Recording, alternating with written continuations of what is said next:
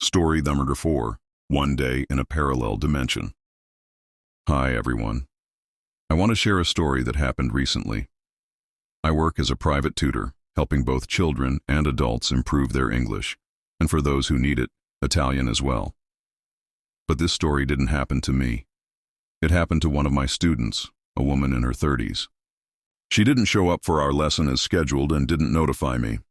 I called her 2 or 3 times, but each time an automated voice told me, "The number you have dialed does not exist." I shrugged it off and went about my business. About 20 minutes later, there was a knock at my door. Standing there was Irina, the woman I had been expecting.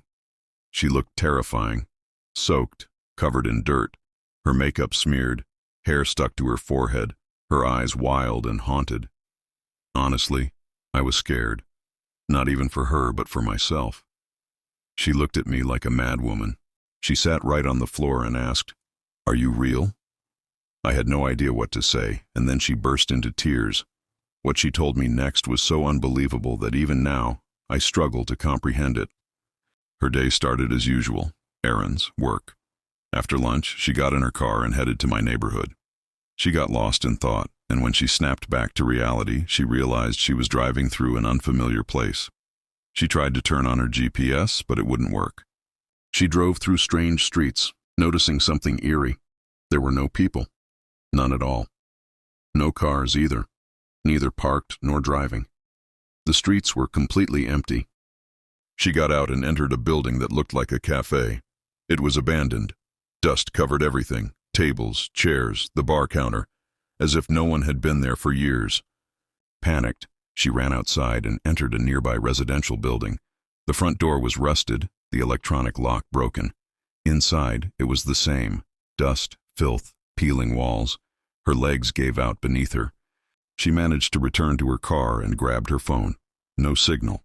She was terrified. It felt like she had somehow entered a parallel world. Empty, lonely, abandoned. She kept driving through the strange city until her gas ran out. She spent the night in her car and doesn't even remember how she fell asleep. Strangely, she can't recall if it was still daylight when she dozed off. Her memory of what happened next is blurry, clouded by sheer terror. But she vaguely recalls walking down a wide street and seeing a single lit window in a tall building. She ran toward it.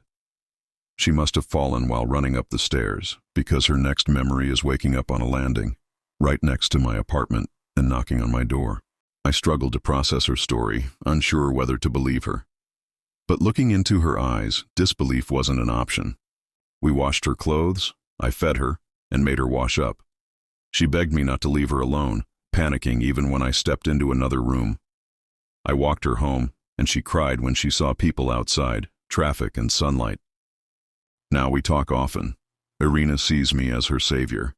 After that incident, she checked herself into a psychiatric hospital, but they found nothing wrong, just a few bruises, which she assumes were from her fall on the stairs.